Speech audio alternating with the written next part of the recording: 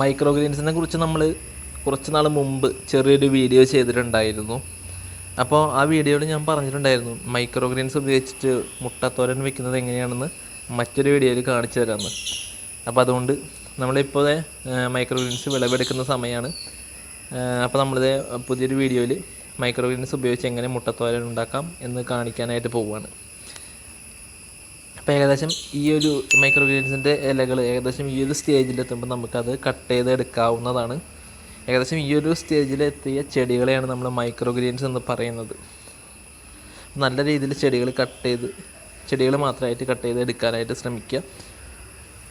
അപ്പോൾ നമുക്കിപ്പോൾ നോക്കുമ്പോൾ കാണാനായിട്ട് സാധിക്കും ഈ ചെടികളിലൊക്കെ ചെളികൾ പറ്റിയിരിക്കുന്നത് കാണാനായിട്ട് സാധിക്കും. അത് നമ്മൾ ഈ പുറത്ത് ഔട്ട്ഡോറിൽ നട്ടതുകൊണ്ടാണ് അങ്ങനെ സംഭവിച്ചത്. നനയ്ക്കുന്ന സമയത്താണ് അങ്ങനെ സംഭവിച്ചത്. സാധാരണ ഈ മൈക്രോഗ്രീൻസ് എന്ന് പറയുന്നത് വീടിനകത്ത് കൃഷി ചെയ്യാൻ സാധിക്കുന്ന ഒന്നാണ്.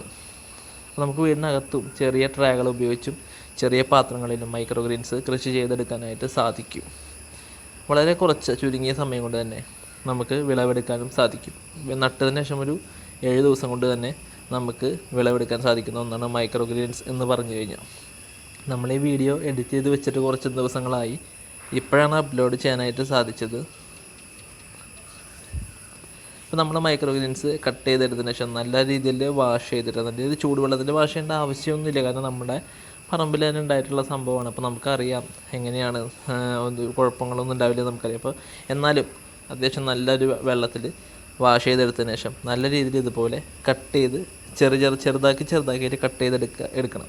സാധാരണ ചീരയൊക്കെ കട്ട് ചെയ്തെടുക്കുന്നത് പോലെ ചെറുതാക്കി കട്ട് ചെയ്യുന്നത് പോലെ ചെറിയ കഷ്ണങ്ങളാക്കിയിട്ട് കട്ട് ചെയ്തെടുക്കുക.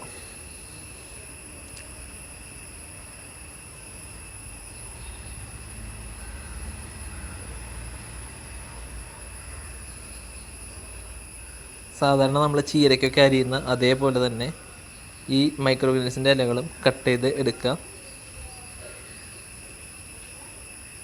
അതിനുശേഷം നമുക്ക് കുറച്ച് പച്ചമുളക് വട്ടത്തിൽ അരിഞ്ഞത് വേണം. പിന്നെ സബോള ഇതുപോലെ ചെറുതാക്കി അരിഞ്ഞെടുക്കണം. പിന്നെ നമ്മുടെ മൈക്രോഗ്രീൻസ്. പിന്നെ ഞങ്ങളിവിടെ ഒരു 3 മുട്ട എടുത്തിട്ടുണ്ട്. ഞങ്ങൾ താറാവ് മുട്ടയാണ് എടുത്തേക്കുന്നത്. കോഴിമുട്ട ഉള്ളവർക്ക് കോഴിമുട്ട എടുക്കാം. അതും ആൾക്കാരുടെ എണ്ണം അനുസരിച്ച് എത്ര മുട്ട വേണമെങ്കിലും നമുക്ക് എടുക്കാനായിട്ട് സാധിക്കും. ഇനി നമ്മൾ ഒരു വെളിച്ചെണ്ണ ചൂടാക്കിയതിന് ശേഷം അതിലേക്ക് നേരത്തെ അരിഞ്ഞു വെച്ച സബോള ആഡ് ചെയ്ത് കൊടുക്കുകയാണ്.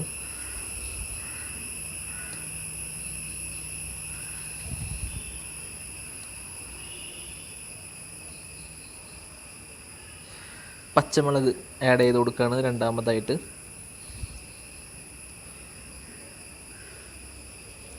ഇതുപോലെ ഒരു കയ്യിൽ വെച്ച് നല്ല രീതിയിൽ ഇളക്കി കൊടുക്കുക.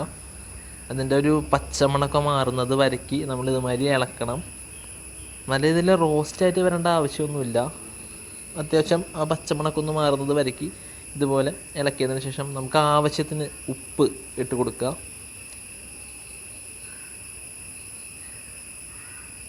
അതുപോലെ നമുക്ക് ആവശ്യത്തിന് വേണ്ട മുളക് പൊടി ഇട്ട് കൊടുക്കുക. അതിനുശേഷം കുറച്ച് മഞ്ഞൾപ്പൊടി ഇട്ട് കൊടുക്കുക. എന്നിട്ട് നല്ല രീതിയിൽ ഇളക്കി എല്ലാ ഭാഗത്തേക്കും മിക്സ് ചെയ്ത് കൊടുക്കാനായിട്ട് ശ്രമിക്കുക. അപ്പോൾ നമുക്കിത് നമ്മുടെ വീട്ടിലെല്ലാവർക്കും ചെയ്യാൻ പറ്റുന്ന ഒരു ഡിഷാണ്. വളരെ കുറച്ച് ഇൻഗ്രീഡിയൻസ് മാത്രമേ ഇതിലുള്ളൂ. അതായത് ഇത്ര ഇൻഗ്രീഡിയൻസ് നമ്മൾ ഇതിൽ യൂസ് ചെയ്യുന്നുള്ളൂ. നമുക്ക് വീട്ടിലെല്ലാവർക്കും നല്ല രീതിയിൽ ഉണ്ടാക്കാൻ പറ്റുന്ന ഒന്നാണിത്. എല്ലാവരും വീട്ടിൽ ട്രൈ ചെയ്ത് നോക്കുക. മൈക്രോഗ്രീൻസ് ട്രൈ ചെയ്ത് നോക്കുക. അതിനുശേഷം നമ്മുടെ മൈക്രോഗ്രീൻസ് പ്രധാന ഇൻഗ്രീഡിയൻസ് ആയ മൈക്രോഗ്രീൻ നമ്മൾ ഇട്ട് കൊടുക്കുകയാണ്.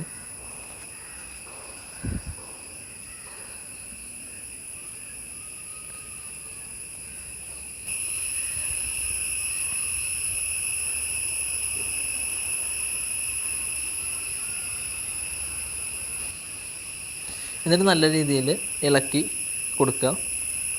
എല്ലാ ഭാഗത്തേക്കും എത്തുന്ന രീതിയിൽ നല്ല രീതിയിൽ ഇളക്കി മിക്സ് ചെയ്യാനായിട്ട് ശ്രമിക്കുക.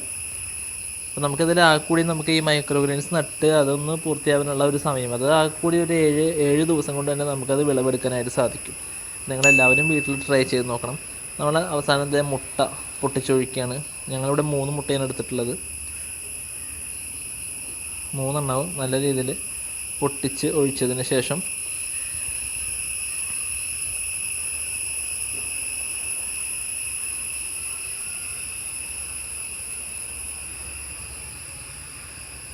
മുട്ട പൊട്ടിച്ച് ഒഴിച്ചതിന് ശേഷം നിങ്ങൾക്ക് നിങ്ങളുടെ ആൾക്കാരനുസരിച്ച് എത്ര മുട്ട വേണമെങ്കിലും എടുക്കാം.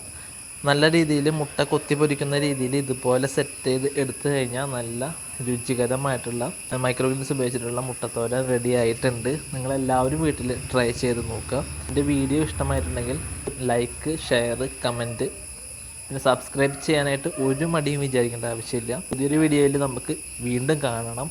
അപ്പോൾ അതുവരേക്കും stay safe, have A good day.